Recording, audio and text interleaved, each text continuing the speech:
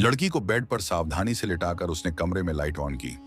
जंगल के अंधेरे में उसकी हालत पर नजर नहीं गई थी, लेकिन अब रोशनी में उसके वजूद पर नजर पड़ते ही अर्जुन ने जल्दी से अपनी नजरें चुराईं। लड़की के कपड़े कई जगह से फट चुके थे, शायद झाड़ियों में अटकने की वजह से। दुपट्टा गायब था, खूबसूरत वजूद वीर का मन बहकाता। उससे पहले उसने नजरें हटाई और उसके खूबसूरत वजूद को कंबल से ढक दिया। क्या मुसीबत है यार, अब मैं कहां से लाऊं इसके लिए कपड़े। एक समय की बात है, भारत के उत्तर में एक बहुत ही सुंदर राज्य था। उस राज्य का नाम था देवगढ़। चारों तरफ हरे भरे पेड़, ऊंचे ऊंचे पहाड़ और बीच में बहती हुई पवित्र नदी। उस राज्य में एक बहुत ही बहादुर और ईमानदार योद्धा रहता था। उसका नाम था अर्जुन। अर्जुन राज्य की सेना में एक प्रमुख योद्धा था। वह राज्य की रक्षा करने के लिए हमेशा तैयार रहता था। रात का समय था, अंधेरा हर जगह फैला हुआ था। अर्जुन अपने घोड़े पर बैठा हुआ एक जंगली रास्ते से गुजर रहा था। वह एक बहुत जरूरी काम से रानीखेत नाम के गांव से देवगढ़ राज्य की तरफ जा रहा था। आज उसने एक बहुत बड़े काम को सफलता से पूरा किया था। उसके मन में खुशी थी, लेकिन थकान भी बहुत थी। उसकी आंखें बोझिल हो रही थीं। चारों तरफ सिर्फ जंगल था, बड़े बड़े पेड़ और झाड़ियां। अंधेरे में कुछ भी साफ नहीं दिख रहा था, सिर्फ चांद की हल्की रोशनी ही रास्ता दिखा रही थी। अर्जुन अपने घोड़े को आराम से चला रहा था। अचानक उसे एक आवाज सुनाई दी, जैसे कोई चीख रहा हो। उसने अपने घोड़े को रोका और कान लगाकर सुना, लेकिन अब कोई आवाज नहीं आई। उसने सोचा शायद उसका भ्रम है। उसने फिर से अपना घोड़ा आगे बढ़ा दिया। अगले ही पल उसे फिर से आवाज सुनाई दी। इस बार आवाज पहले से ज्यादा तेज थी। बचाओ, कोई है, छोड़ो मुझे। अब आवाज बिल्कुल साफ थी। अर्जुन समझ गया कि कोई मुसीबत में है। उसने तुरंत अपना घोड़ा रोका। उसे लगा कि किसी को उसकी मदद की जरूरत है। वह एक बहादुर योद्धा था। लोगों की मदद करना उसका काम था। उसने घोड़े से उतरकर अपनी तलवार संभाली और आवाज की तरफ बढ़ने लगा। आवाज दाहिनी तरफ से आ रही थी। वह सावधानी से झाड़ियों को हटाता हुआ आगे बढ़ा। कुछ ही दूर उसे एक दृश्य दिखाई दिया जो उसे बहुत गुस्सा दिलाने वाला था। चार बदमाश युवक एक लड़की को घेरे हुए खड़े थे। लड़की जमीन पर गिरी हुई थी। वे युवक नशे में थे। उनके हाथों में लकड़ियां थीं। कौन हो तुम? छोड़ो उस लड़की को! अर्जुन की आवाज गरज की तरह गूंजी। चारों युवक पीछे मुड़े। उन्होंने अर्जुन को देखा, लेकिन नशे में होने के कारण उन्हें अर्जुन के हाथ में चमकती तलवार भी नहीं दिखी। अरे बहादुर, अगर जान प्यारी है तो यहां से चले जाओ, एक बदमाश बोला। लड़की को छोड़ दो, वरना मैं बताता हूं कि किसे अपनी जान प्यारी है। अर्जुन ने अपनी तलवार कसकर पकड़ ली। लगता है इसे बहुत बहादुरी छड़ी है। जा विकास, इसे सबक सिखा दें, तब तक हम इस चिड़िया को काबू में करते हैं। उनमें से एक ने शैतानी से कहा, अगर लड़की को हाथ भी लगाया तो हाथ तोड़ दूंगा। अपनी जिम्मेदारी पर आगे बढ़ना, फिर मत कहना कि मैंने चेतावनी नहीं दी थी। अर्जुन की आवाज में सख्ती थी। विकास नाम का युवक अर्जुन पर हमला करने के लिए आगे बढ़ा, लेकिन अगले ही पल वह जमीन पर गिरा हुआ था। अर्जुन ने उसे एक ही बार में गिरा दिया था। बाकी तीनों यह देखकर हैरान रह गए, लेकिन फिर वे भी अर्जुन पर टूट पड़े। अरे बहादुर, क्यों हमारा और अपना समय खराब कर रहे हो? अगर इतनी ही दिलचस्पी है तो तुम भी आ जाओ।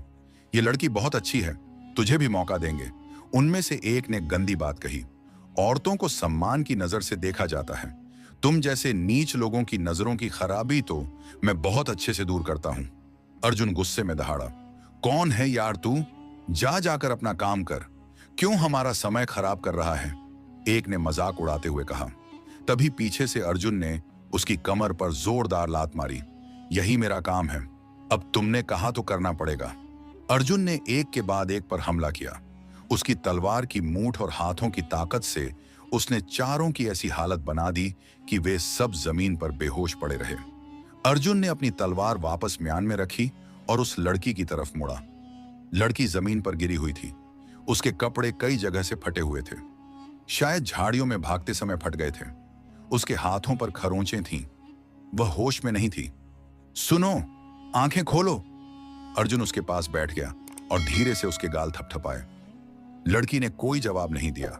अर्जुन समझ गया कि वह बेहोश हो चुकी है। उसने चारों तरफ देखा। इतनी रात में इस जंगल में कोई मदद नहीं मिल सकती थी। आसपास कोई गांव भी नहीं था। उसने सोचा कि क्या करना चाहिए। अब क्या करूं? इस समय तो आसपास कोई नहीं है जहां मैं इसे ले जा सकूं, उसने खुद से कहा। उसने फिर से लड़की को जगाने की कोशिश की, लेकिन वह नहीं जागी। अर्जुन ने एक फैसला लिया। उसने अपनी तलवार को कमर में ठीक से बांधा और सावधानी से लड़की को अपनी बाजुओं में उठाया। फिर अर्जुन उसे अपनी एक छोटी सी कुटिया में ले गया। यह कुटिया नैनीताल और रानीखेत के बीच एक बहुत ही शांत जगह पर थी। चारों तरफ हरियाली थी, पेड़ पौधे थे। सुबह के समय यह जगह बहुत खूबसूरत लगती थी। अर्जुन ने लकड़ी का दरवाजा खोला और अंदर गया। उसने लड़की को अपने कमरे में एक चटाई पर लिटा दिया और ऊपर से एक मोटा कंबल ओढ़ा दिया। अब रोशनी में अर्जुन ने लड़की को देखा। उसके कपड़े कई जगह से फटे हुए थे, हाथों पर खरोंचें थीं, कुछ खरोंचों से खून भी निकला था जो अब सूख चुका था। अर्जुन ने तुरंत अपनी नजरें नीचे कर लीं। ये कपड़े तो पहनने लायक नहीं बचे, उसने अपने माथे को छूते हुए खुद से कहा। गर्म कंबल की गर्मी से लड़की का दिमाग धीरे धीरे जागने लगा। सुनो, आंखें खोलो, तुम ठीक हो? अर्जुन उसके करीब झुककर धीरे से बोला। लड़की ने धीरे से आंखें खोली। उसने इधर उधर देखा, सब कुछ अनजाना था।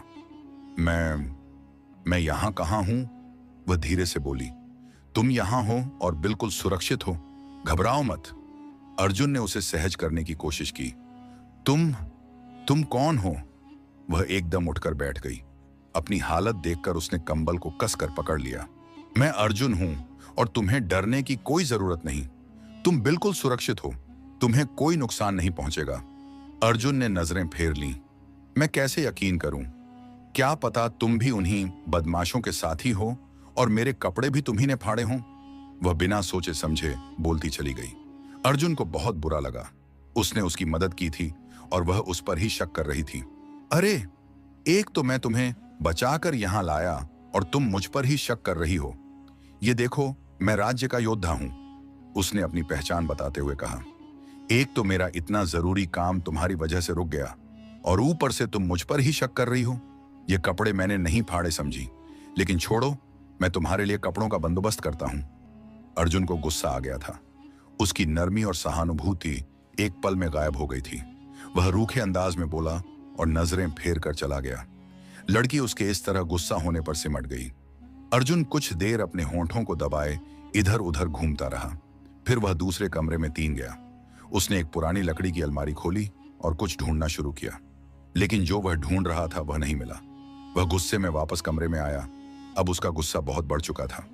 क्या मुसीबत है? अब मैं कहां से लाऊं कपड़े? अर्जुन ने गुस्से से कहा। लड़की और ज्यादा सहम गई। अच्छा, पहले तुम मुझे अपना नाम और पता बताओ ताकि मैं तुम्हें तुम्हारे घर पहुंचा दूं, उसने सख्त आवाज में कहा। एक तो अच्छा काम करो, ऊपर से शक भी सहो। अच्छाई का बहुत अच्छा फल मिला है मुझे। अब और कोई शक बर्दाश्त नहीं करना चाहता। वह लड़की के सामने खड़ा हो गया। मेरा नाम आरती है, उसने डरते हुए कहा। अच्छा, कुछ पता भी है या सीधे आसमान से गिरी हो? उसने तंज कसते हुए पूछा। मैं चंडीगढ़ से आई थी, आरती ने धीमी आवाज में जवाब दिया। ठीक है, फिर मैं चंडीगढ़ राज्य के मुखिया को खबर भिजवा देता हूं। कहीं ना कहीं से तुम्हारा कोई जानने वाला मिल ही जाएगा। अर्जुन परेशान हो चुका था। नहीं, तुम मेरे घर वालों को मत बताना, आरती ने एकदम से कहा। क्यों? घर से भागकर आई हो? उसने तीखे अंदाज में पूछा। नहीं, मैं ऐसी लड़की नहीं हूं।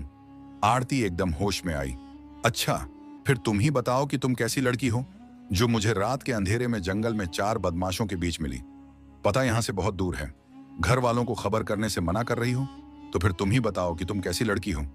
अर्जुन का गुस्सा अब हद पार कर चुका था। देखो, मैं मानती हूं कि हालात मेरे खिलाफ हैं, लेकिन इसका यह मतलब नहीं कि मैं किसी बुरे घर से हूं। बस घर वालों को खबर ना करने की कुछ और वजह है जो मैं तुम्हें बता नहीं सकती। आरती का आत्मविश्वास धीरे धीरे लौट रहा था। ठीक है, फिर जब बताने का मन हो तो बता देना। अभी तो मुझे कहीं जाना है। तुम्हारी वजह से मैं अपना जरूरी काम छोड़कर यहां आ गया हूं और इसका नतीजा यह मिला कि शक भी मुझ पर ही किया गया। तो अब जो तुम्हें सही लगे करो। जब जाना चाहो तो बता देना, मैं तुम्हें तुम्हारी बताई जगह पर छोड़ आऊंगा, अर्जुन ने कहा। और हां, इस मेज की दराज में कुछ जड़ी बूटियां और पट्टियां रखी हैं, उन्हें निकालकर अपनी खरोंचों पर लगा लेना, वरना इसका भी शक तुम मुझ पर ही करोगी, उसने गुस्से में कहा। क्या तुम मुझे अकेला छोड़कर जा रहे हो? आरती को अकेले रहने का डर लगा। हां, क्योंकि यहां रहकर तुम मुझे अपनी रक्षा करने वाला कम और लुटेरा ज्यादा समझोगी, और यह शक मैं बर्दाश्त नहीं कर सकता। मेरा चरित्र राज्य की नजरों में ही नहीं, मेरी अपनी नजरों में भी बहुत ऊंचा है, जिसे मैं तुम्हारे हवाले नहीं कर सकता कि तुम उस पर कीचड़ उछालो। उसने सख्त शब्दों में कहा, मुझे माफ कर दो, मैंने तुम्हें समझने में गलती कर दी। बहुत बहुत धन्यवाद तुम्हारा। आरती ने अपनी गलती मान ली। जबान से निकले शब्द कभी वापस नहीं जाते। जिस तरह धनुष से निकला तीर लौटकर नहीं आता, उसी तरह जबान से निकली बात भी कभी वापस नहीं आती। यह जगह सुरक्षित है। तुम एक योद्धा के घर में हो, यह कोई बुरी जगह नहीं है। तुम यहां अकेले आराम से रह सकती हो, और वैसे भी तुम्हारे कपड़ों का बंदोबस्त भी करना है मुझे। अभी तुम मेरे कपड़े पहन लो अगर तुम्हें सही लगे, वरना घर में कोई नहीं है। तुम इसी हाल में रह सकती हो। मैं वापसी पर तुम्हारे कपड़े ले आऊंगा। मेरी वापसी सुबह होगी तो घबराने की जरूरत नहीं। अर्जुन ने इतना कहा और रुका नहीं। आरती उसे जाता देखती रह गई। बाहर से दरवाजा खुलने और फिर बंद होने की आवाज आई। कुछ देर आरती वैसे ही बैठी रही। फिर उसकी गैर मौजूदगी में सुकून महसूस करते हुए वह कंबल हटाकर उठी। कुटिया में 2 कमरे थे। एक छोटी सी रसोई थी। आरती को बहुत तेज भूख लगी थी। कम से कम खाने के बारे में तो पूछ लेता। उसने मुंह बनाया और रसोई की तरफ गई। वहां कुछ खास नहीं था। कुछ मिट्टी के बर्तन थे, लकड़ी का चूल्हा था। उसने एक घड़े में पानी देखा। एक टोकरी में कुछ आटा रखा था। उसने सोचा कि कुछ बना ले। उसने चूल्हे में लकड़ियां रखीं और आग जलाई। फिर आटे से रोटियां बनाई। साथ में कुछ सब्जियां मिलीं तो उन्हें भी पका लिया। पेट भर खाने के बाद उसका मन थोड़ा शांत हुआ। चलो अब अपनी हालत भी ठीक कर लेती हूं। उसने बर्तन धोए और दूसरे कमरे की तरफ गई। पहले कमरे में वह पहले थी जो मेहमानों के लिए था। दूसरा कमरा अर्जुन का था। दरवाजा खोलकर अंदर जाते हुए वह झींकी। गलत बात है आरती, किसी के कमरे में ऐसे नहीं जाते। उसने सोचा, कुछ नहीं होता, उसने खुद ही तो कहा था कि मेरे कपड़े पहन लेना। अगले ही पल उसने अपनी झिझक हटाई और अंदर चली गई। अलमारी से उसने एक आरामदायक धोती और कुर्ता निकाला। नहाने के बाद वह काफी ताजा महसूस कर रही थी। लगता है घर में अकेला रहता है। उसने पूरी कुटिया को देखते हुए खुद से कहा, चलो मुझे क्या। वह कंधे उचकाती हुई बाहर आ गई और आराम से बैठ गई। सुबह होते ही अर्जुन थका हुआ वापस आया। उसके हाथ में कपड़ों का एक बड़ा सा पोटला था। उसने दरवाजा खोला और अंदर आया। आरती एक चटाई पर सो रही थी। अरे, सुबह हुए काफी समय हो गया है, जागने का मन है या नहीं? उसने तेज आवाज में कहा। हाँ, कौन? आरती एकदम उठ गई। मैं हूं और यह मेरा घर है, अर्जुन ने आराम से कहा। पता है मुझे। आरती अपने होश संभालती बैठ गई। फिर कोई पता याद आया तुम्हें, या कुछ और समय यहां रहना है? इस बार अर्जुन ने सीधा पूछा। आरती अर्जुन की धोती और कुर्ते में बहुत सुंदर लग रही थी। उसके काले बाल और गोरी रंगत के साथ वह बहुत खूबसूरत लग रही थी। अर्जुन उसे देखता रह गया। अगर रह लूं तो कोई दिक्कत है तुम्हें? उसने नजरें झुकाकर पूछा। मैं यहां अकेला रहता हूं। अर्जुन ने हर शब्द पर जोर दिया। जानती हूं। उसने धीरे से सिर हिलाया। जानती हो? कहीं तुम कोई जासूस तो नहीं? अर्जुन के माथे पर बल पड़े। मैं क्यों जासूस होने लगी? उसने एकदम चेहरा उठाकर बड़ी बड़ी आंखों से उसे देखा। अर्जुन को मानना पड़ा कि कवियों की कविताओं में सुंदरता का इतना वर्णन यूं ही नहीं किया जाता। उसने मुश्किल से अपनी नजर हटाई। क्योंकि तुम्हारी कहानी बहुत दिलचस्प लग रही है। अकेली जंगली रास्ते पर जो राज्य से काफी दूर है, घर का पता बताने से मना, घर वालों को खबर करने पर इतना डर, यह आम लड़कियों के अंदाज नहीं है। अर्जुन उसे गहराई से देख रहा था। मेरा पता जानकर तुम कुछ नहीं कर सकोगे, इसीलिए मैं बताना नहीं चाहती और घर भी जाना नहीं चाहती, आरती ने साफ शब्दों में कहा। फिर भी तुम्हारी कोई तो कहानी होगी। तुम ऐसे ही तो यहां नहीं आ गई। तुम्हारा यहां होना और उन बदमाशों का तुम्हारे साथ बुरा बर्ताव करना, और सबसे जरूरी बात कि तुम उनके हाथों में कैसे फंसी। कई सवाल हैं जो पैदा हो रहे हैं और तुम्हारी चुप्पी तुम्हें शक में डाल रही है, अर्जुन ने कहा। आरती ने गहरी सांस भरी, फिर बोलने लगी। मैं पिछले दिनों लंदन नाम के परदेश से आई हूं। यहां आकर पता चला कि मेरे घर वालों ने मेरी शादी तय कर दी है, लेकिन मैं शादी के लिए राजी नहीं थी। इसलिए अपनी सहेलियों के साथ नैनीताल घूमने आ गई कि यहां से वापस परदेश चली जाऊंगी। लेकिन ठहरने की जगह से घूमने निकलते हुए मैं रास्ता भटक गई और फिर अनजान रास्ते पर चलने लगी। वहीं से वे बदमाश मेरे पीछे लग गए थे। उनसे बचने के लिए भागते हुए मैं इतनी दूर निकल आई। अचानक किसी पत्थर से टकराकर गिरी तो उन बदमाशों ने मुझ पर हमला कर दिया, और आगे तो तुम जानते ही हो। उसने धीमी आवाज में सब बता दिया। मैं जानता हूं, लेकिन अगर रिश्ता मंजूर नहीं था तो अपने घर वालों को बता देती। इस तरह घर से भागना कौन सी समझदारी है? अर्जुन ने पूछा। आरती ने कुछ पल चुप रहकर अपने हाथों को देखा, फिर बोली, बताया था, बहुत बार समझाने की कोशिश की थी, पर मां पिता ने मेरी बात सुनने से मना कर दिया। उनके लिए उनकी बेटी के मन की कोई अहमियत नहीं है, बस परिवार की इज्जत और रिश्तेदारों की मर्जी अहमियत रखती है। और वह युवक जिससे तुम्हारी शादी तय हुई थी? अर्जुन ने दिलचस्पी से पूछा। वह युवक मेरी मां की सहेली का बेटा है, बहुत घमंडी, नापसंद, हर चीज अपनी मर्जी से करने वाला, जबकि मेरा स्वभाव बिल्कुल उलट है। मुझे किसी की जबरदस्ती अच्छी नहीं लगती। मैं ऐसे घमंडी इंसान के साथ जिंदगी नहीं गुजार सकती। आरती की आवाज में परेशानी थी। तुम्हें कैसे पता कि उसमें इतनी बुराइयां हैं? अर्जुन ने पूछा। बताया तो है, वह मेरी मां की सहेली का बेटा है। लेकिन तुम तो परदेश में रहती थीं, फिर मुलाकात कब हुई उससे? अर्जुन ने आंखें सिकोड़कर पूछा। बचपन में देखा था उसे। आरती के चेहरे पर नाराजगी थी। तो क्या पता अब उसमें बदलाव आ गया हो। घमंडी इंसान कभी नहीं बदलते। आरती के शब्दों में नापसंद साफ थी। अर्जुन ने गंभीरता से सिर हिलाया। फिर भी बिना मिले किसी के बारे में राय नहीं देनी चाहिए, और यह जो तुमने तरीका अपनाया है, यह खुद को मुसीबत में डालने जैसा है। तुम खुशकिस्मत हो कि मैं समय पर वहां पहुंच गया, वरना शायद मैं अब जिंदा ना होती। आरती उस रात को याद करते हुए डर से कांप उठी। उसकी आंखों में नमी तैर आई। अर्जुन की आंखों में भी नमी आ गई। उसने नरमी से पूछा, अब आगे क्या सोचा है तुमने? पता नहीं, मैं तो सिर्फ वहां से निकलने का सोच रही थी। यहां तक आने का कोई इरादा नहीं था। परदेश वापस जाना भी अब आसान नहीं, क्योंकि मेरे सारे कागज वहीं नैनीताल में छूट गए हैं। आरती ने झिझकते हुए कहा। तो अब या तो तुम अपने माँ पिता से बात करो, या फिर तुम्हें कहीं सुरक्षित जगह पर जाना होगा। अर्जुन ने गहरी सांस लेते हुए कहा। क्या तुम मेरी मदद करोगे अगर मैं यहां तुम्हारी कुटिया में कुछ दिन रह लूं? आरती ने उम्मीद भरी नजरों से उसे देखा। अर्जुन एक पल खामोश रहा, फिर बोला, ठीक है, मैं तुम्हारी मदद करूंगा, लेकिन सिर्फ एक शर्त पर। कौन सी शर्त? आरती चौंक गई। यहां रहते हुए तुम मेरे नियमों के मुताबिक रहोगी, कोई झूठ नहीं, कोई शक नहीं, और किसी भी संदेह वाली हरकत की बिल्कुल भी अनुमति नहीं। अगर तुम्हें रहना है तो एक मेहमान बनकर पूरे सम्मान के साथ रहोगी, लेकिन जरा सा भी शक, जरा सा भी झूठ और मेरे चरित्र पर उंगली उठी तो यह बातें मुझे बर्दाश्त नहीं होंगी।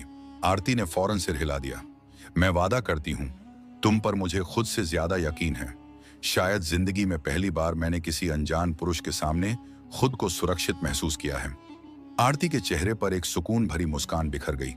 क्या बात है, एक ही रात में तुम्हें यकीन हो गया? अर्जुन ने मजाक में कहा। मैं शर्मिंदा हूं अपनी हरकत पर। ऐसी बातें करके मुझे और शर्मिंदा मत करो। आरती ने हाथ जोड़ते हुए कहा। चलो, तुम कहती हो तो मान लेता हूं, नहीं करता तुम्हें और शर्मिंदा। अर्जुन ने हल्की सी मुस्कान के साथ सिर हिलाया। अच्छा चलो, अब कपड़े बदल लो, ये तुम्हारे लिए लाया हूं, कोई दिक्कत हो तो बता देना। उसने पोटला खोलकर दिखाया। रात के खाने पर वे दोनों आमने सामने बैठे थे। तुमने उस ठहरने की जगह वालों से पूछा? आरती ने पूछा। हाँ, मैंने संदेश भिजवा दिया था, तुम्हारी सारी जानकारी भी दे दी, बस कुछ जरूरी काम की वजह से जाना नहीं हो पाया। अर्जुन ने खाने पर नजरें जमाए जवाब दिया। अच्छा। आरती थोड़ी निराश हो गई। वैसे जब तुम्हारा सामान तुम्हें मिल जाएगा तो तुम क्या करोगी? अब तक कुछ सोचा होगा? अर्जुन ने पानी पीते हुए पूछा। सच कहूं तो मैंने अब तक कुछ नहीं सोचा। अगर वापस जाने का सोचूं तो माँ पिता का फैसला मानना पड़ेगा, जो मैं नहीं मानना चाहती। मैं किसी घमंडी इंसान को अपनी जिंदगी में शामिल नहीं करना चाहती। आरती खाने से खिल रही थी। इंसान को समझने के लिए एक बार देख लेना चाहिए। छोटी उम्र और बड़े होने के बाद की आदतों में बहुत फर्क आ जाता है। अर्जुन उसके चेहरे को देख रहा था। किसी का स्वभाव कभी नहीं बदल सकता, बल्कि समय के साथ इंसान के अंदर की छोटी मोटी बुराइयां और भी मजबूत हो जाती हैं। और उससे मिलने का मतलब कि मैं माँ पिता के और भी दबाव में आ जाती। मुझे पता है वे मुझे भावनाओं में बहाते और मैं बेबस हो जाती। उसने परेशान होकर कहा। ठीक है, कोई जबरदस्ती नहीं कर रहा। अर्जुन ने उसे शांत किया। वैसे पूछ सकता हूं, तुम्हारी पसंद क्या है? किस बात में? आरती ने दिलचस्पी से देखा। साथी के लिए? और किसके लिए? तुम्हें अपने साथी में क्या पसंद है? अर्जुन खाने से हाथ रोककर उसे देख रहा था। मुझे, आरती ने सोचते हुए होंठों को गोल बनाया। ऐसा कोई खास नक्शा नहीं बनाया, बस ध्यान रखने वाला हो, समझने वाला हो और मेरी बात मानने वाला हो। वह सोचते हुए बोली, अच्छा, मतलब तुम्हारी बात मानने वाला हो तो उसे पति का गुलाम नहीं कहोगी। अगर अपनी मनवाने वाला हुआ तो वह घमंडी हो गया। अर्जुन मुस्कुराया। हर समय तो नहीं कि मेरी ही मानता रहे और ना हर समय अपनी ही मनवाता रहे। संतुलन होना चाहिए। आरती धीरे धीरे खा रही थी। उन दोनों के बीच अब काफी दोस्ती हो चुकी थी। अच्छा, ये बात तो ठीक है। अर्जुन के चेहरे पर हल्की सी मुस्कान थी। बस तुमने सोचा है कि तुम्हारी गैर मौजूदगी में तुम्हारे घर वाले कितने परेशान होंगे? उसने एक और सवाल किया। वे परेशान नहीं होंगे। मैंने मां को बताया था कि मैं चली जाऊंगी वापस। घर से निकलने से पहले मैंने उनके लिए एक संदेश भी छोड़ा था। ना तो वे मुझे ढूंढ रहे होंगे और ना ही परेशान होंगे। आरती का चेहरा मुरझा गया। और अगर उसी समय तुम मेरी जगह किसी गलत इंसान के हाथ लग जाती तो? अर्जुन ने पूछा। तो उन्हें पता भी नहीं लगता कि मैं इस दुनिया में नहीं हूं। जब तक वे लोग मेरी तलाश में निकलते तब तक मेरी हड्डियां भी राख बन चुकी होती। आरती के शब्दों में गुस्सा था। इतना घर वालों के लिए मन में खराबी नहीं रखनी चाहिए। तुम्हारी 2023 बातों से लग रहा है कि तुमने हर किसी के बारे में गलत सोच बना ली है। एक साफ और सच्ची सलाह देना चाहता हूं। किसी के बारे में भी कोई सोच अपने मन में जगह देने से पहले उस इंसान को थोड़ा समझ लिया करो, परख लिया करो। इससे फैसले लेने में आसानी होती है और गलत फैसले लेने से बच भी जाते हैं। अर्जुन ने हल्के अंदाज में कहा। मैं तुम्हारे लिए तो कोई गलत सोच नहीं रखती। आरती ने मासूमियत से कहा। वह इसलिए कि तुमने मुझे समझा, परखा, वरना मुझे भी तुम ऐसे ही कुछ बोलकर बिठा देती, जैसा कि होश में आने के बाद तुमने मेरे ऊपर पहला शक किया था। अर्जुन हंसते हुए उसे याद दिला रहा था। आरती एकदम शर्मिंदा हो गई और अपनी नजरें झुका ली। शायद अब तुम्हारी सलाह याद रखूंगी। वह धीरे से मुस्कुराई। पहली बार वह किसी की बात को इतनी आसानी से मान रही थी। अच्छी बात है। अब चलो, खाना खा लिया है तो जल्दी से यह सब बर्तन धोकर भी रखना। अर्जुन ने बर्तनों की तरफ इशारा किया। हाँ, तुम्हारी शर्तें याद हैं मुझे। आरती मुस्कुराते हुए बर्तन समेटने लगी। अर्जुन ने एक नजर भरकर उसे देखा और खुद भी बर्तन समेटने लगा। तुम इस कुटिया में अकेले रहते हो? आरती ने पूछा। हाँ, लेकिन कभी कभी मेरी बहन यहां रहने के लिए आ जाती है। अर्जुन ने मुस्कुराकर कहा। तुम्हारी बहन भी है? आरती ने ऐसे पूछा जैसे कोई अनोखी बात हो। तो तुम्हें क्या लगता है मैं किसी पहाड़ की चोटी पर उगा हुआ कोई अनोखा पेड़ हूं? अर्जुन मुस्कुराया। नहीं नहीं, मेरा मतलब वह नहीं था। आरती शर्मिंदा होकर हंस पड़ी। मेरा परिवार देवगढ़ राज्य में रहता है। मेरे अलावा बस मेरी एक बहन है। मेरा काम यहां लगा तो मैं यहां रहने लगा। इसलिए जब भी उसे सुकून चाहिए होता है तो वह यहां आ जाती है। अर्जुन ने सारी बातें बताईं। वैसे मैंने कुछ सोचा है। कुछ देर की खामोशी के बाद अर्जुन बोला। मैं तुम्हें अपनी बहन के पास भेज देता हूं। तुम्हें कोई ऐतराज तो नहीं होगा? क्यों?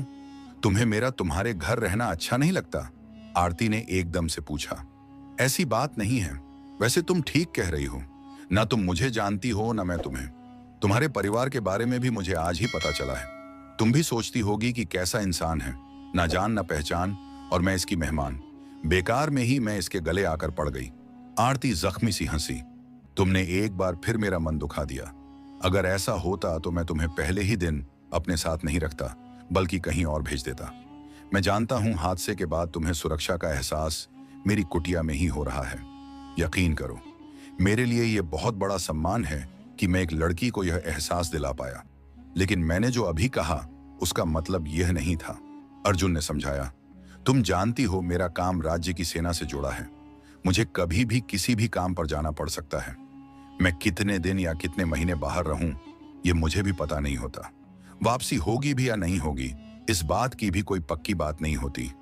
बस इसीलिए मैं चाहता हूं कि तुम किसी सुरक्षित जगह पर रहो जब तक तुम्हारे सारे कागज पूरी तरह तुम्हें नहीं मिल जाते और तुम्हारे परदेश जाने का बंदोबस्त नहीं होता। अर्जुन ने एक एक करके समझाया। मैं उसी कोशिश में लगा हूं, लेकिन वहां वालों की लापरवाही से तुम्हारा कुछ सामान गायब हो गया है।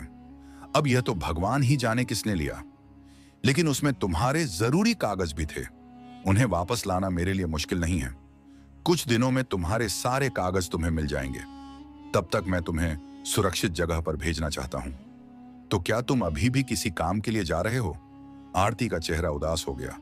अर्जुन की नजरों ने यह साफ पढ़ लिया। हाँ, कुछ दिनों में मुझे एक जरूरी काम के लिए निकलना है, उसने गहरी सांस भरते हुए बताया। ठीक है, जैसा तुम्हें सही लगे। आरती की आवाज बहुत धीमी थी। अर्जुन ने एक बार फिर भरपूर नजरों से उसे देखा। वह चाहकर भी यह स्वीकार नहीं कर पा रहा था कि यह लड़की उस पर किस तरह असर डाल रही है। रात का अंधेरा हर मंजर को संजीदगी में लपेट चुका था। पेड़ों के साए लंबे हो चले थे और हवा में ठंडक बढ़ गई थी। अर्जुन खामोशी से घोड़ा चला रहा था। वह आज रोज से ज्यादा ही चुप था, जैसे कुछ सोच रहा हो। इतनी खामोशी से चलोगे तो मैं सो जाऊंगी, आरती ने कहा। कुछ नहीं, बस मेरी बहन के सवालों से लड़ने की तैयारी कर रहा हूं, अर्जुन ने मजाक में कहा। क्यों? तुम्हारी बहन इतनी सख्त है क्या? वैसे हो भी सकती है। पहली बार तो तुम्हारे मुंह से भी काफी कड़वी बातें निकली थी, आरती ने मुस्कुराते हुए चुटकी ली। उसमें पूरा तुम्हारा कसूर था। एक इंसान की अच्छाई पर तुमने कितनी बेदर्दी से उसके मुंह पर तमाचा मारा था, अर्जुन ने भी जवाब दिया। और मैं उसी दिन से तुमसे माफी मांग रही हूं, लेकिन तुम ना खुद भूलते हो ना मुझे भूलने देते हो, आरती ने मुंह फुलाया। यह तो मैं तुम्हें पूरी जिंदगी भूलने नहीं दूंगा, अर्जुन ने हंसते हुए कहा। आरती चौंक कर उसे देखने लगी।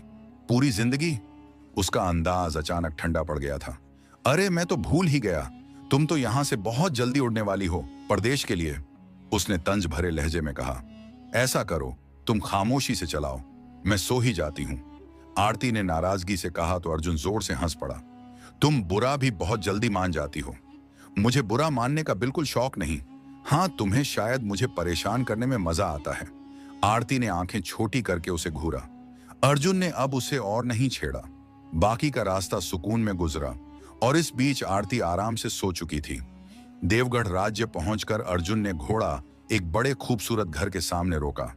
उठो, मंजिल आ चुकी है, उसने आरती को पुकारा जो गहरी नींद में थी।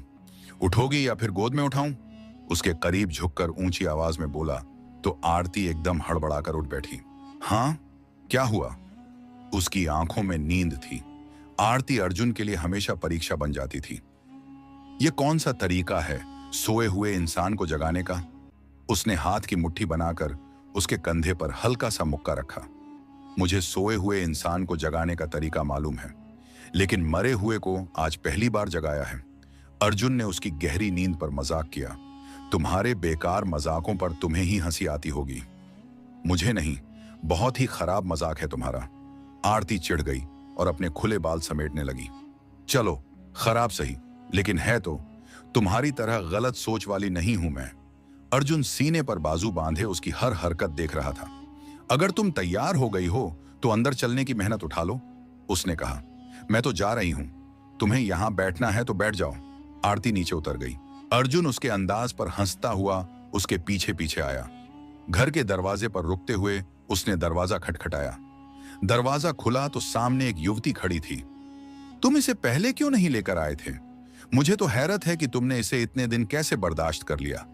इसे तो हम लोग बर्दाश्त नहीं कर पाते, तभी तो उठाकर सेना में भेज दिया कि भाई ले जाओ इसे, हमें थोड़ा सुकून लेने दो।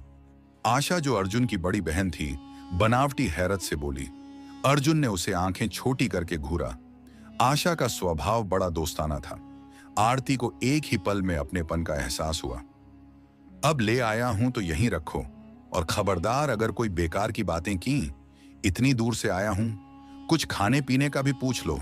सुबह निकलना भी है मुझे, मैं थोड़ा आराम करना चाहता हूं, लेकिन तुम्हारी तो जबान रुकने का नाम नहीं लेती, अर्जुन ने अपनी बहन को जवाब दे दिया।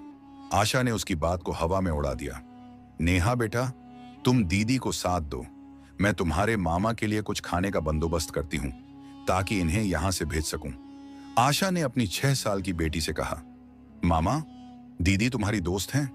नेहा ने अपना मासूम सवाल किया। आरती अर्जुन के सामने थोड़ा शर्मिंदा हुई।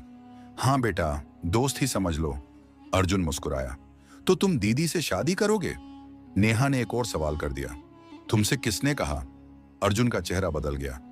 मैंने तो कहानियों में सुना है, पहले सब दोस्त होते हैं, फिर वे बाद में शादी कर लेते हैं। नेहा आंखें पटपटाकर बोल रही थी। सुनो, अर्जुन सोफे पर बैठते हुए बोला। तो इसका मतलब मैं भी शादी कर लूंगा, उसने एक मुस्कान के साथ कहा। दीदी अच्छी है मामा, कर लेना, नेहा ने हाथ से ठीक का निशान बनाया। आरती का चेहरा शर्म से लाल पड़ गया। बेटा, तुम्हारी दीदी बहुत जल्दी फैसले करती हैं, बिना वजह हमें जज कर लेंगी, इसलिए उनके सामने ऐसी बातें नहीं करते। अर्जुन ने उसे रोक दिया। तो ठीक है मामा, मैं तुम्हारे पास आकर ऐसी बातें करूंगी। नेहा की मासूम हरकत पर अर्जुन जोर से हंसा। आरती ने मुश्किल से अपनी हंसी काबू की। जाओ, मुझे एक गिलास पानी लाकर दो। तुम्हारी मां तो रसोई में 10 जाकर सो गई है। अर्जुन ने उसे भेज दिया। नेहा भागती हुई अंदर चली गई। उसकी बातों का बुरा मत मानना, अर्जुन ने माफी मांगते हुए कहा। बच्चों की बात का बुरा नहीं माना जाता। हाँ, तुम जरूर इन बातों को खूब मजे ले लेकर सुन रहे थे, तो इस बात का तो बुरा मानना पड़ेगा। आरती ने उसे घूरा। भाई, अपनी बहन की बातें मैं हमेशा मजे लेकर सुनता हूं। अर्जुन ने लापरवाही से कंधे उचकाए। तो मतलब तुम भांजी की बातें मजे लेकर सुनते हो और बहन की डांट सह लेते हो? आरती ने शरारत से कहा। अर्जुन ने हारने वाले अंदाज में उसे देखा। तुम्हें तो लगता है 1 घंटे यहां रहकर जबान मिल गई है। वह हल्का सा मुस्कुराया। आशा हाथ में शरबत का गिलास लिए अंदर आई। तुम दोनों की तो बहुत अच्छी बनती है। लगता है नेहा सही बोल रही थी। उसने अर्जुन को शरबत देते हुए मजाक किया। तुम तो बस करो, तुम्हारी बेटी ही काफी है। अर्जुन ने परेशान होकर आशा से कहा। आरती ने नजर चुराकर गोद में रखे दुपट्टे को उंगलियों से लपेटना शुरू कर दिया। अरे भाई, मैं तो वैसे ही कह रही हूं, पर लगता है कोई खास बात है। आशा ने सोफे पर बैठते हुए कहा। वैसे दीदी, एक बात तो है, कभी कभी इंसान को कुछ फैसले दूसरों से छुपाकर खुद के लिए लेने पड़ते हैं। अर्जुन ने धीरे से कहा। ये क्या पहेलियां बुझा रहे हो? आशा ने चौंक कर उसे देखा।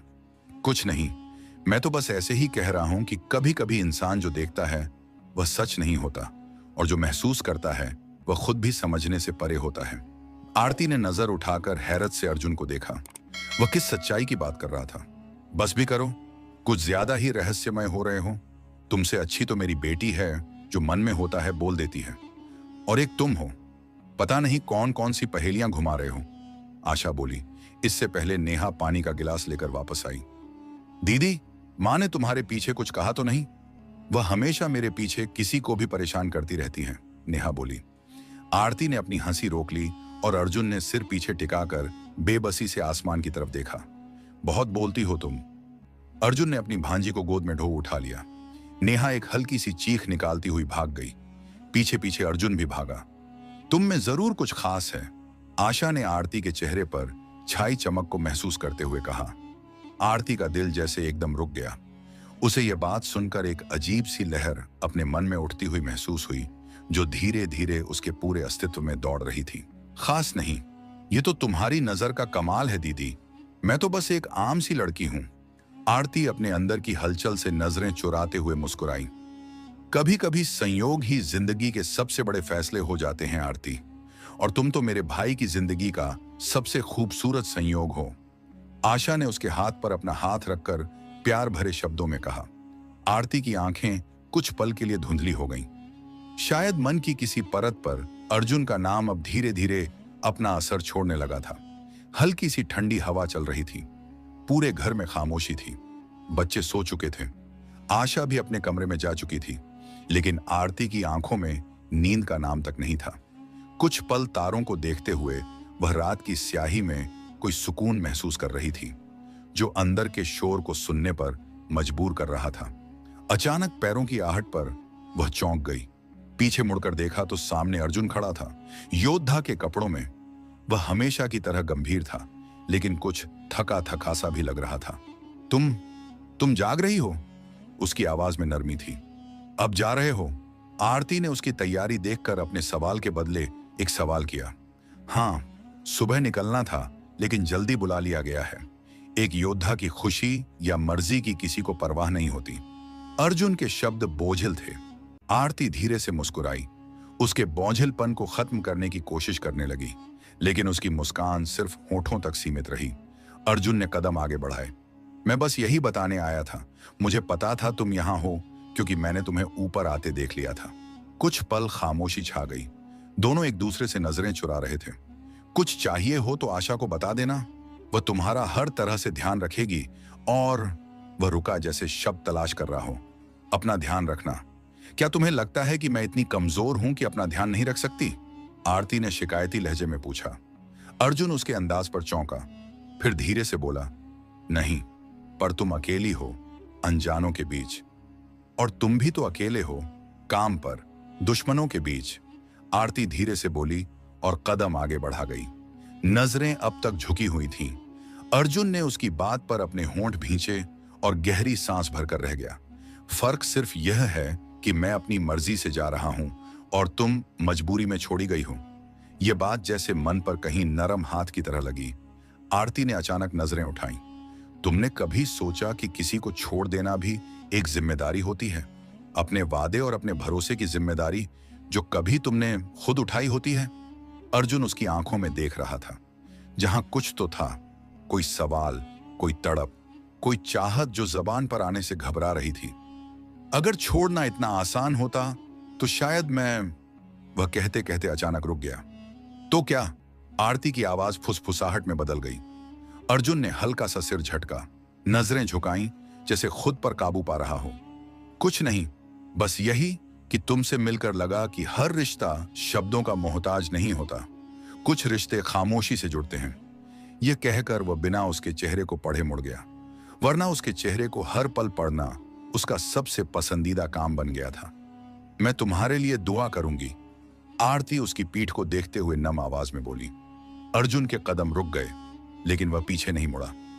और मैं दुआ करूंगा तुम हमेशा मुस्कुराती रहो, जैसे आज तुम बच्चों के साथ हंस रही थी। वह मंजर मैं अपने साथ लेकर जा रहा हूं। दोनों के बीच एक अनकहा वादा बन गया, जैसे कोई इकरार हो, लेकिन इस इकरार का एहसास उन दोनों के सिवा हर चीज को हो गया। वह बिना मुड़े, बिना कुछ कहे तेजी से नीचे चला गया और आरती वहीं खड़ी रह गई। हवा में उसे ऐसा लगा जैसे ठंडक बढ़ गई हो। उसे महसूस हो रहा था कि वह अनजान नहीं रहा, और उसके जाने के बाद वह खुद से भी अनजान होने लगी थी। ये देखो, यह अर्जुन है बचपन में। ये कितना गुस्सैल और अकड़ू होता था कि मत पूछो। हर समय तो गुस्सा इसकी नाक पर रहता था। इसकी कोई बात ना मानी तो फिर यह जो हंगामा मचाता था, भगवान बचाए। बच्चे गुरुकुल गए हुए थे और दोनों इस समय खाली बैठी थीं कि आशा ने अपनी अलमारी की सफाई करते हुए एक पुरानी तस्वीर निकालकर आरती को दिखाई। यह तो बिल्कुल अलग है। आरती ने तस्वीर में मौजूद बच्चे को देखा।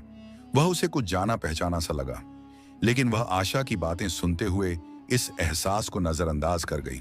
हाँ, अब बहुत बदल गया है, रूप से ही नहीं, स्वभाव से भी। वरना अगर अभी बचपन जैसा होता तो हम सबकी जिंदगी नर्क बन चुकी होती। इतना परेशान करता था कि जीना मुश्किल कर रखा था इस लड़के ने। आशा एक एक तस्वीर पलटते हुए प्यार से बता रही थी। यह देखो, इसमें अर्जुन बिल्कुल नेहा जैसा लग रहा है। मामा भांजी एक दूसरे की नकल हैं, लेकिन भगवान की कृपा है कि नेहा आदतों में उससे बिल्कुल अलग है। आशा ने कहा तो दोनों हंस पड़ी। यह मेरे पति। अपनी शादी का चित्र उठाते हुए आशा की आंखों में उदासी उतर आई। बहुत अच्छे लगते हैं। अब कहाँ हैं वह? आरती ने शौक से तस्वीर देखते हुए पूछा। वह भी सेना में थे, एक काम में शहीद हो गए और अपने सीने पर तिरंगा लपेटकर हमेशा के लिए हमसे दूर हो गए, और हमारे सिर गर्व से ऊंचे करके हमें अकेला छोड़ दिया। नेहा और राहुल उस समय 1 साल के थे। आशा ने अपने जुड़वा बच्चों के नाम लिए। राहुल बिल्कुल अपने पिता की तरह दिखता है और नेहा बिल्कुल अपने मामा की। दोनों इतने गहरे दोस्त थे कि मेरे बच्चों की शक्ल में एक साथ आ गए हैं। उदास मुस्कान सजाए आशा ने उंगली से तस्वीर को छुआ। बहुत माफी चाहती हूं। आरती को उसकी उदासी खुद में उतरती महसूस हुई। अरे नहीं, मुझे तो गर्व है कि मैं एक शहीद की विधवा हूं, और शहीद कभी नहीं मरता, तो हम भी उन्हें जिंदा रखते हैं। अपनी यादों में, बातों में और अपने मन में विवेक जिंदा हैं, बस हमसे दूर हैं। आशा के हौसले को देखते हुए आरती को हैरानी के साथ साथ गहरा दुख भी लगा। उसने अचानक उसकी खुशियों की दुआएं मांगी। बहुत कम समय में ही बहन भाई उसे अपने मन के बेहद करीब महसूस होने लगे थे, और वह खुद को इस परिवार का हिस्सा मानने लगी थी। अर्जुन को गए 2 हफ्ते गुजर चुके थे। आरती आशा और बच्चों के साथ काफी घुल मिल चुकी थी। आशा रसोई में दोपहर के खाने में व्यस्त थी और आरती नेहा और राहुल को बैठकर पढ़ा रही थी कि अचानक दरवाजा खटखटने पर उसका दिल धड़क उठा। मैं जाकर देखता हूं। राहुल उसके कुछ कहने से पहले ही भागता हुआ बाहर निकला। दरवाजा खोलते ही सामने खड़े लोगों को देखकर वह उलझ गया। फिर एक चेहरे पर नजर पड़ते ही वह चौंक कर बोला, नानी, मां देखो, नानी आई हैं। वह खुशी से उछलता हुआ अंदर आया। मां, इतनी अचानक? आशा खुशी से दुपट्टे से हाथ पोंछती बाहर निकली। जबकि आरती अंदर आते हुए लोगों को देखकर जम सी गई। अंदर आने वालों में उसके माँ पिता भी थे। माँ, पिताजी? उसके चेहरे पर हैरत थी। हाँ मेरी बेटा, कैसी है? याद नहीं आई माँ पिताजी की? आरती की माँ संजना ने आगे बढ़कर उसे सीने से लगा लिया। आप सब यहाँ? वह हैरान नजरों से सबको देख रही थी। हाँ बेटा, हम सब यहाँ हैं। ये घर शालिनी की बेटी का है। उनके मुंह से निकले नाम पर आरती ने हैरत से सिर उठाया। मतलब? उसका दिमाग एकदम से घूम गया। मतलब सब समझाएंगे, इन्हें बैठने तो दो। आशा मुस्कुराती हुई आगे आई और उसे कंधे से सहारा देकर बिठाया। अर्जुन कहाँ है? वह नहीं आया अब तक? शालिनी ने मुस्कुराते हुए आशा से पूछा। मां, वह भी बस आता ही होगा। अपनी हालत खराब होने का डर से हिम्मत नहीं हो रही होगी शायद आने की।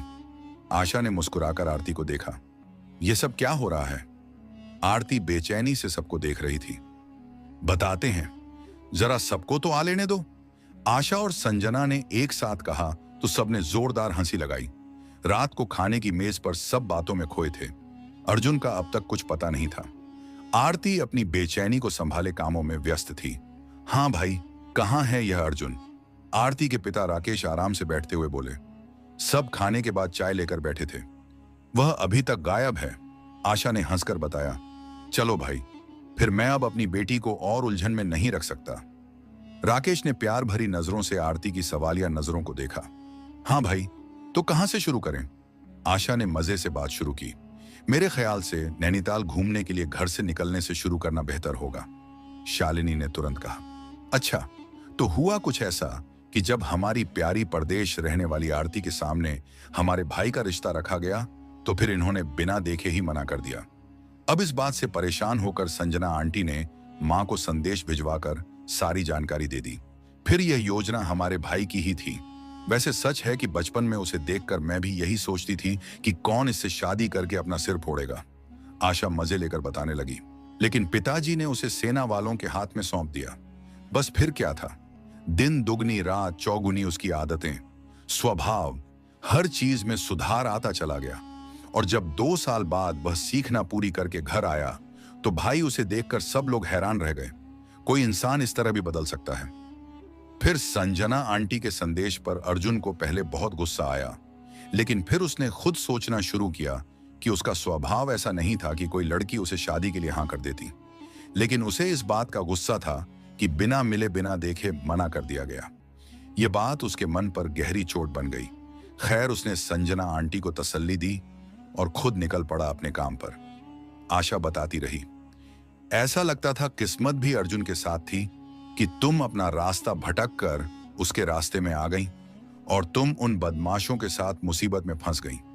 वह तो अर्जुन तुम्हें ढूंढ रहा था, इसलिए समय पर तुम्हारे पास पहुंच गया।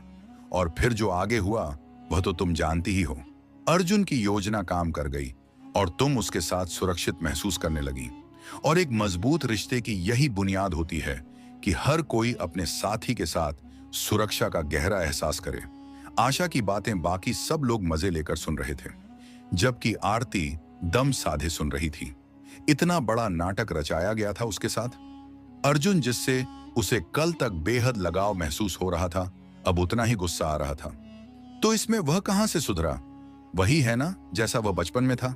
मेरे मना करने पर अपनी जिद पूरी करने के लिए इतना बड़ा नाटक कर दिया। आरती को गुस्से से ज्यादा सदमा लगा था। नहीं बेटा, उसने तो हम सबकी परेशानी दूर करना चाहिए थी। बस हमारी इच्छा थी कि तुम दोनों का रिश्ता जुड़े और हमारे परिवारों के बीच रिश्ता और भी मजबूत हो जाए। राकेश ने उसके मन को समझते हुए उसे शांत करना चाहा। लेकिन यह गलत है पिताजी। यहां मैं सोचती रही कि मेरे घर वालों को मेरी जरा सी भी परवाह नहीं कि मैं कहां हूं, कैसी हूं। एक संदेश तक नहीं भेजा। मैं तो नाराज थी।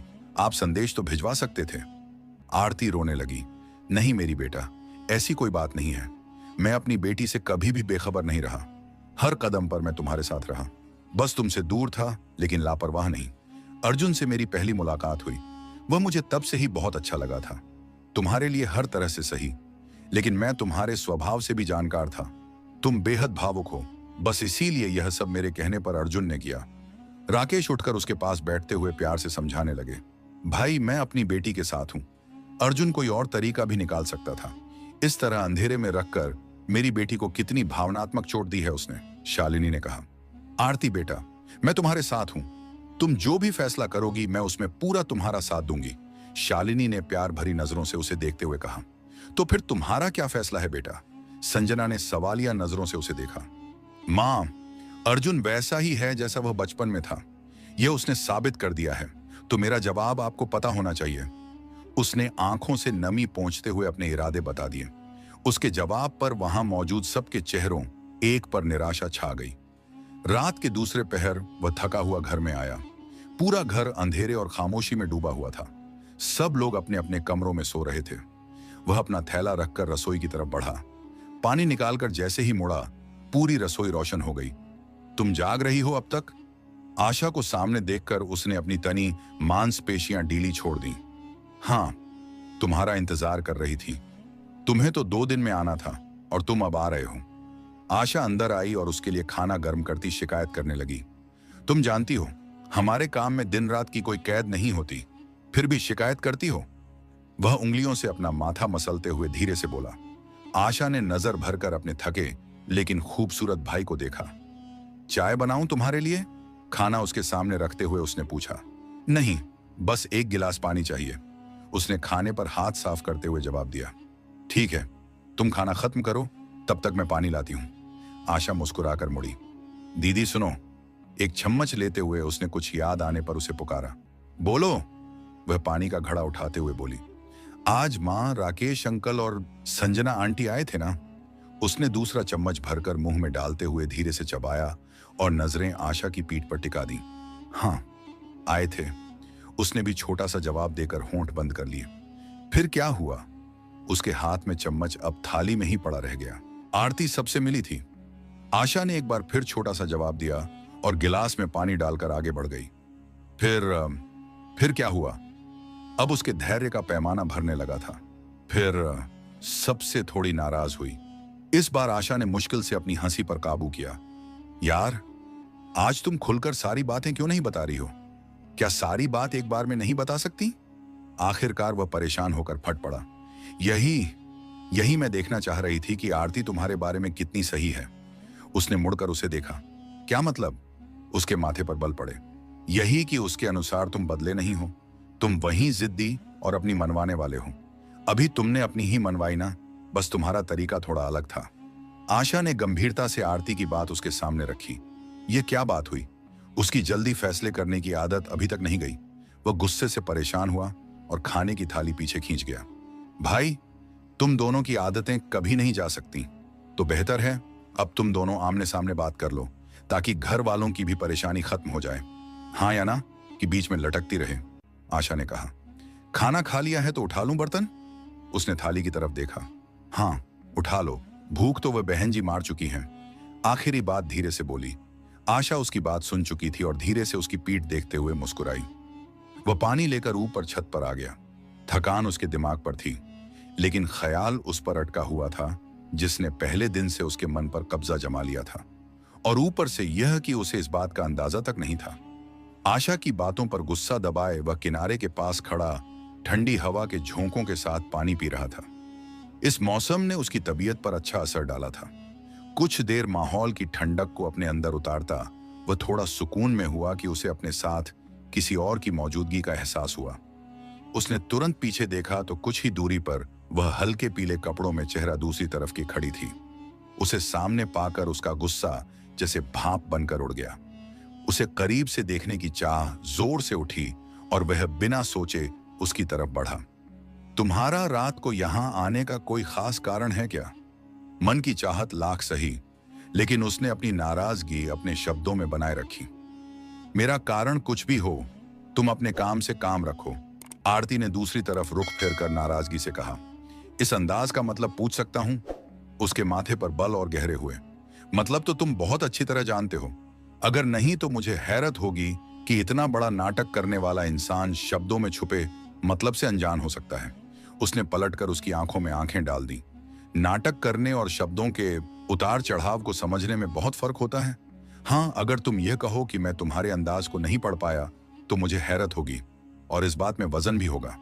उसकी आंखों में छुपी नाराजगी और शब्दों में बोलते शिकवे उसके गुस्से पर ठंडी हवा का काम कर गए। इस रोशनी में उसका निखरा रूप उसे हमेशा की तरह सब भूलने पर मजबूर कर गया। तुमने मेरे मन का मजाक बनाया है। इस बार आरती की आंखों में नमी तैर गई। अरे अरे, इस पानी का इन खूबसूरत आंखों में कोई काम नहीं। इन्हें फौरन साफ करो। और जितना मैं तुम्हें जानता हूं, तुम इतनी कमजोर नहीं हो कि जरा सी बात पर रोने लगो। वह पानी का गिलास रखकर तेजी से उसका चेहरा थाम गया। तुम्हें जैसे इनकी बड़ी परवाह है। उसने नाराजगी से उसके हाथ को हटा दिया। तुम में अभी भी वही जिद है जिससे तुमने मेरे मन से खेलकर खुद को सुकून पहुंचाया है। मेरे मना करने को अपनी मर्जी से हाँ में बदलना चाहा। मेरी मर्जी की परवाह हुई तुम्हें? आरती गुस्से में उसके सामने खड़ी थी। तुम्हारी मर्जी? तुमने मुझसे मिले बिना मना कर दिया। यह जाने बिना कि सामने वाला क्या महसूस करता है, वह तुम्हारे लिए किस हद तक बदल गया है। मेरा व्यवहार तुम्हें कितना दुख देता था, यह एहसास मुझे बचपन से ही था, और इसीलिए मैं पिताजी के कहने पर सेना में गया।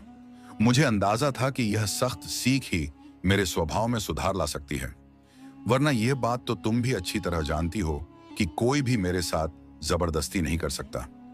वह उसे कंधों से पकड़कर गहरे शब्दों में बोला, अब अगर मेरी इतनी चाहत को तुम बिना देखे समझे ठुकरा कर चली जाओ, तो क्या मैं यह कोशिश करने का भी हकदार नहीं था? और तुम कौन सा मुझसे कम हो गुस्से की, तेज भावुक? सारी गलतियां तुम्हारे अंदर भी भरी हैं। उसने थोड़ा आगे झुककर अपना माथा आरती के माथे से लगाया। चलो, मेरी गलती है, मैं अपनी गलती की हर तरह से भरपाई करने को तैयार हूं। बताओ, तुम्हारी हां के लिए क्या कीमत चुकाऊं जो मेरी गलतियों की भरपाई कर दे?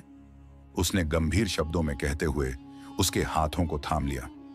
एक शर्त पर, आरती ने उसी के अंदाज में जवाब दिया। अर्जुन के चेहरे पर उस मंजर को याद करके मुस्कान बिखर गई। कौन सी शर्त? वह भी मुस्कुराया। यह कि तुम्हारा व्यवहार, तुम्हारी जिद हमारे रिश्ते के बीच नहीं आएंगी। जो भी बात होगी हम मिलकर बात करेंगे और उसका हल निकालेंगे।